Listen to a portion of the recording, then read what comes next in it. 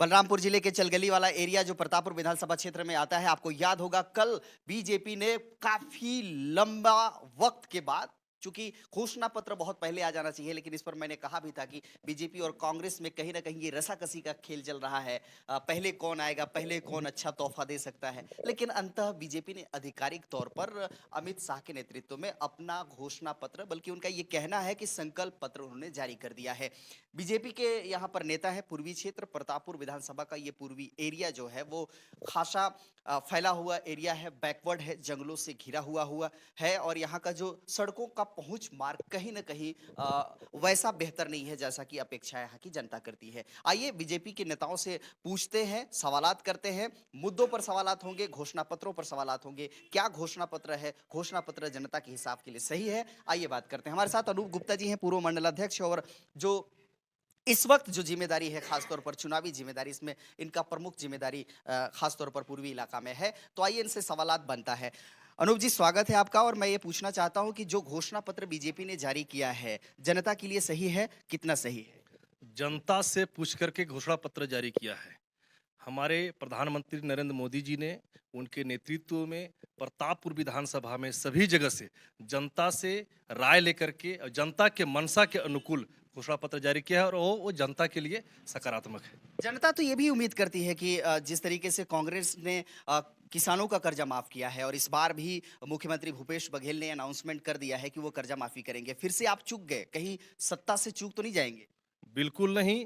कर्जा माफी घोषणा वो किया था, और कितना हुआ होगा वो जनता के मन में होगा। उन्होंने कहा था कि महिलाओं के लिए जो समूह की कर्जा माफ करने वो नहीं किया। सभी टीएस बाबा ने ऐसे करके बोले थे, बिना लाग लपेट के सभी कर्जा माफ करेंगे। लेकिन आज देखिए, ग्रामीण बैंक के हो गए, स्टेट बैंक के हो गए, कहीं का कर्जा कोई माफ नहीं किया गया।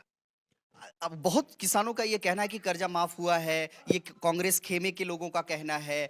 कांग्रेस वाले ये भी आरोप लगा रहे हैं कि मोदी साहब 14 लाख करोड़ रुपया बिजनेसमैन का माफ कर सकते हैं, तो किसानों का माफ क्यों नहीं हो सकता? देखिए भाई साहब, ऐसा है। अब कांग्रेसी कुछ भी उलूल जुलूल बात कर सकते हैं, लेकिन पहला नंबर तो रही बात कर्जा माफ़ी की, तो कर्जा माफ़ी इन्होंने हकीकत में देखा जाए, धरातल पे अगर आप देखिए तो कर्जा माफ़ी इन्होंने किया ही नहीं है। गांव में दो चार लोगों का अगर कर्जा माफ़ किए, वो भी चिन्हित करके कि हमारे कांग्रेस का आदमी है, इसका कर्जा माफ़ करो। अगर 50,000 1 लाख रुपया अगर किसी का माफ़ किए भी हैं गांव में एक दो लोगों का, वो भी चिन्हित बिल्कुल सुनियोजित तरीके से कांग्रेस के दो चार कार्यकर्ताओं का कर्जा माफ किए हैं। अन्यथा बाकी क्षेत्र में किसी का कर्जा कोई माफ आप ये बताइए ना अनिल जी, कि खासतौर पर जो बीजेपी मोदी सरकार ने बड़े बड़े उद्योगपतियों का, जैसे कि कांग्रेस हमेशा से आरोप लगाती है कि ये जो बीजेपी की सरकार है, ये किसानों और गरीबों की सरकार नहीं है, बड़े बड़े उद्योगपतियों की सरकार है। और बड़े बड़े उद्योगपतियों के कर्ज माफ करने की क्या जरूरत है? कभी तो कम से कम बीजेपी भी ये टैग ले कि हम भी गरीब किसानों का कर्ज माफ करते हैं, उनको आर्थिक रूप से मजबूत बनाने का प्रयास करते हैं। भाई साहब, जब से मोदी जी हमारे देश के प्रधानमंत्री बने हैं, गरीब दिन दुखियों के लिए ही काम किए हैं। वो चाहे उज्ज्वला योजना हो, चाहे जो है अपने लाडली बहना योजना हो, जितने भी योजना गरीबों के लिए महत्वाकांक्षी योजना बना के गरीबों को डायरेक्ट लाभ देने का काम मोदी जी कर रहे हैं। और किसानों के हित की बात करें तो 2165 रुपये प्रति कुंटल किसानों को मोदी जी पैसा देते हैं। 3 रुपये कुछ पैसा अगर कांग्रेस दे रही है, वो भी 4 किस्तों में लास्ट किस्त को गोल कर देती है। तो आप कहाँ से बोल सकते हैं कि मोदी जी गरीब और किसानों के हितैषी नहीं हैं? वो बिल्कुल किसानों के हित में अभी भी अगर मोदी जी योजना लाए हैं और अपना मैनिफेस्टो जो बनाए हैं मोदी जी, तो छत्तीसगढ़ के जनता से पूछ के 3100 रुपये प्रति कुंटल के हिसाब से किसानों का धान खरीदने के लिए, और 21 कुंटल प्रति एकड़ की दर से किसानों का 1 हेक्टेयर में 52.5 कुंटल धान खरीदेंगे, जो कि किसानों के बहुत हित में कारगर होगा। और किसानों का निश्चित रूप से किसानों का समृद्धि और विकास किसानों का होगा, इसमें किसी तरह का कोई किंचित नहीं है। आपसे बात करते हैं एक लॉलीपॉप की तरह, एक जो फ्री के फोकट की चीज़ों का अनाउंसमेंट करती है सरकार या पार्टियां, खासतौर पर इसमें कांग्रेस पर भी आरोप लगा है। अब वही कहीं ना कहीं फ्री की चीज़ों की बौछार कर रही है बीजेपी पार्टी। ये फ्री से प्रदेश का भला होगा क्या? कैसे भला होगा? फ्री से देखिए भैया, कोई भी भला होने नहीं जाता है। अगर आज भारतीय जनता पार्टी नरेंद्र मोदी जी आज जो घोषणा पत्र लाए हैं वह फ्री का नहीं है। वो माता बहनों का अगर वो 500 रुपए में यदि गैस सिलेंडर मिलता है तो उनको वो बहुत बड़ा सहूलियत है। अगर माताएं बहनों को 1000 रुपये अगर वो मिलता है वो फ्री का रेवड़ी नहीं हो सकता है। उनको घर चलाने के लिए, वो उनको सशक्त करने के लिए वो बहुत अच्छा योजना है वो।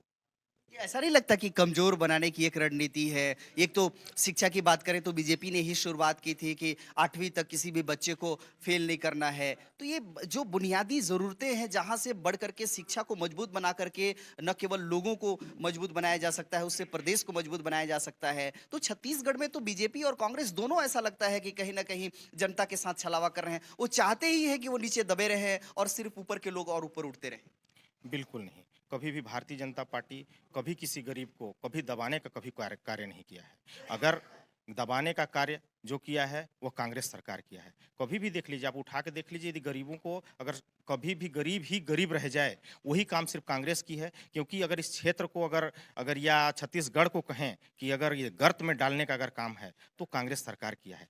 क्या कौन सी ऐसा काम कर गया है जिससे कि गरीबों का भला हुआ हो, वो बता दीजिए आप। या किसानों का भला का कोई मैटर नहीं है। यदि सरकार, केंद्र सरकार के द्वारा 21 रुपये 60 रुपये के दर के हिसाब से धान का पैसा मिला, वो केंद्र सरकार दी। 3 रुपये कुछ 4 रुपये के समथिंग आसपास में यदि पैसा देती है तो उससे क्या गरीब, उसको 4 बार जाना पड़ा, 5 बार जाना पड़ा, तब जाके वो पैसा मिला है। और इस क्षेत्र को कुछ भी हो लेकिन पब्लिक तो खुश है ना इस 25 रुपए के दर से। आपने तो 25 भी नहीं बताए थे, क्योंकि 15 सालों से राज करने के बाद कहीं न कहीं एक सपने तो दिखाए ना कांग्रेस ने। बिल्कुल, यह सपना नहीं है। नरेंद्र मोदी जी सभी भारतीय जनता पार्टी के कार्यकर्ताओं से, ग्रामीणों से एक-एक चीज़ का जाकर सर्वे कराया गया। सभी का मांग यह था कि किसानों का स्थिति वाक़ई में दयनीय है। उनको कर्ज के तले दबने से अच्छा है कि उनका जो सही धान का जो मूल्य है उनको मिल पाए। इसलिए मोदी जी 31 रुपये के दर से धान खरीदी का वादा किए। महिलाएं हैं, महिलाओं से प्रतिक्रिया लेते हैं। दरअसल गैस सिलेंडर जो है, एलपीजी गैस सिलेंडर जो है उसको 500 रुपए देने का जो वायदा किया है, महिलाओं से प्रतिक्रिया पूछते हैं। मैं ये जानना चाहता हूँ कि 500 रुपए के सिलेंडर से अब महिलाएं खुश हैं? 500 की गैस सिलेंडर से महिलाएं अवश्य खुश होंगी, क्योंकि वो सभी महिलाओं के लिए नहीं है जो कम से कम जिनका जो बीपीएल योजना के तहत जो रह रही हैं, बस उन्हीं को मिलना है। और उनके लिए तो ये बहुत ही अच्छी काम है। बेचारी अब सिलेंडर घर में रखे रह जाती थी, भरवा नहीं पाती थी। अभी इतना सिलेंडर का जो रेट बढ़ गया था, या 1200 रुपये अभी हो गया था। अभी 500 रुपये में अगर वो लेंगी तो फिर वो चूल्हा चौकड़ा को छोड़ के फिर हो गए। मैम, अगर अगर ये 1200-1300 रुपए बीजेपी की सरकार, मोदी की सरकार की ही तो देन थी। फ्री में कनेक्शन तो बांट दिए, लेकिन जहां 400-450 रुपए में 420 रुपए से शुरुआत हुई थी और जाकर के 1200 में चला गया। अगर अगर इरादा रहता तो छत्तीसगढ़ में घोषणा करने की क्या जरूरत है? पूरे देश की महिलाओं को ये लाभ मिलना चाहिए, गरीब महिलाओं को मिलना चाहिए। अभी तो छत्तीसगढ़ की ही बात हुई है, और अगर हमारा नरेंद्र मोदी चाहें तो पूरे छत्तीसगढ़ क्या पूरे देश में लागू करेंगे। उनकी सरकार बनेगी तो हमारी सरकार बनेगी छत्तीसगढ़ में, तो पहले तो हमारे को इस प्राथमिकता बनता है कि हमको मिलनी चाहिए। अगर बनती है तो पूरे देश में लागू होना चाहिए। महिलाओं के सब्सिडी मिलनी चाहिए, उनका ज़रूरत है। जी, आपसे बात करते हैं। महिलाओं के लिए ये घोषणा पत्र जो आपने देखा होगा, पढ़ा होगा, सुना होगा, उसमें महिलाओं के पक्ष में कितना बीजेपी ने ध्यान दिया है? महिलाओं के पक्ष में ही तो बीजेपी ने ध्यान दे रही है। क्या, कैसे, कौन सा ऐसा? 33% आरक्षण चुनाव लड़ने के लिए भी दी है। और ये 500 रुपया गैस जो किए हैं महिलाओं के लिए ही तो किए हैं, महिलाओं की सुविधा के लिए। आरक्षण की बात करते हैं मैडम, आरक्षण की बात 28 के बाद लागू होगा। ये सिर्फ चुनावी खेल है बीजेपी। आरक्षण देना ही रहता तो आरक्षण यहाँ भी विधानसभा, लोकसभा, तमाम चीजों पे अभी से ही लागू हो जाना। युवाओं के लिए क्या तोहफा मिला है?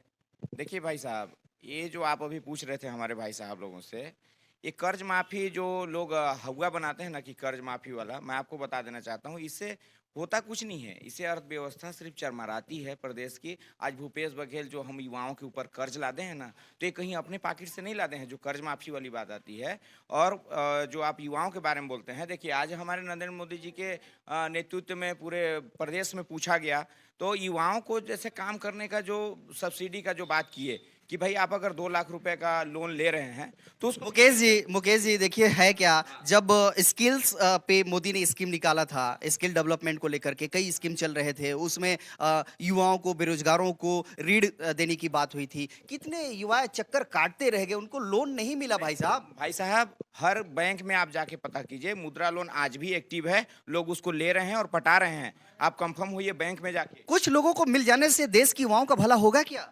नहीं तो कुछ लोगों को जो मिला है, जो लोग जिनको आवश्यकता थी वो बैंक में जाके लिए हैं भाई साहब, और उसको लिए हैं। और अभी भी मोदी जी के आह्वान है कि जो युवा बेरोजगार हैं वो लोन ले लें, 50% हम पटाएंगे उसका।